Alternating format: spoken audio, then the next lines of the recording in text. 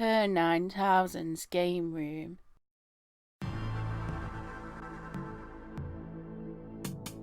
The Next Penelope is a 2D racing action game set in a futuristic version of Greece. You play as Penelope, looking for Ulysses through the galaxy.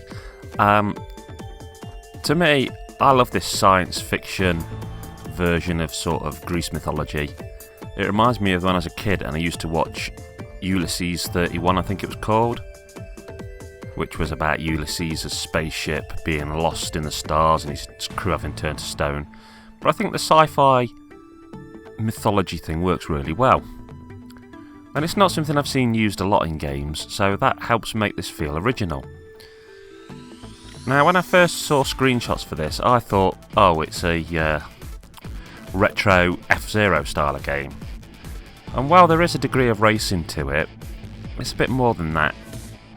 It's hard to explain. I'd sort of call it a futuristic driving shoot-'em-up puzzle game, which is a weird combination, to be honest, but it works.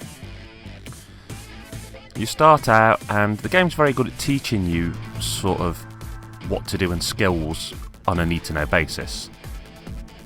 You don't have to hold a button down to accelerate, which at first seems pretty weird for someone who's been playing racing games.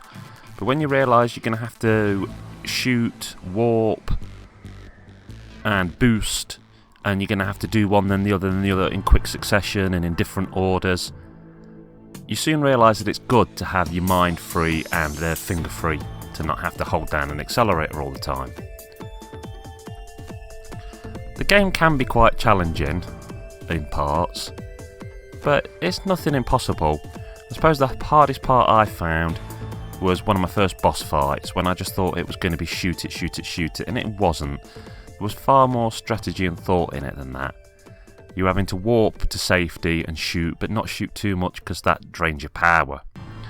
So it's kind of playing this balancing game of I'll shoot for a bit, but when I get low on energy, I'll wait and pick up a few things before I do it again. Now, the game is fairly short, but it's not a bad short. It feels long enough. It doesn't feel padded in the slightest or extended beyond its welcome. When you've finished it, you feel that was good, I enjoyed that, I'm done, I'll move on to another game, which I think's great. There's nothing worse than, having a 5-hour slog at the end of a game where you're thinking, I'm not enjoying this anymore, but I just want to push through because I don't want to have half-arsed it or shelved it early. The multiplayer can be a lot of fun, but I hasten to add it's only couch-based multiplayer.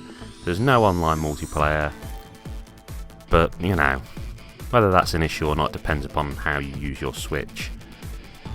A couple of mates on it though, all around the same TV. Yes, good enough laugh. Now, this game's about £13 odd to buy.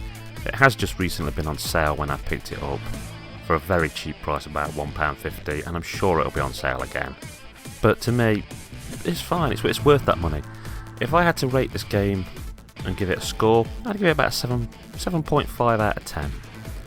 I would love to see a sequel to this that expands upon the universe and the gameplay a bit more.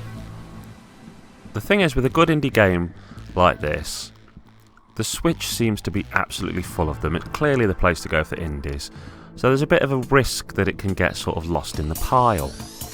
And it'd be a real shame to see that happen. So, if you've got some spare money and it sounds appealing to you, give this game a crack. Anyway, I hope you have a good day, and as we're close to it, a Happy New Year. This is Kerr9000 signing off and saying keep on gaming.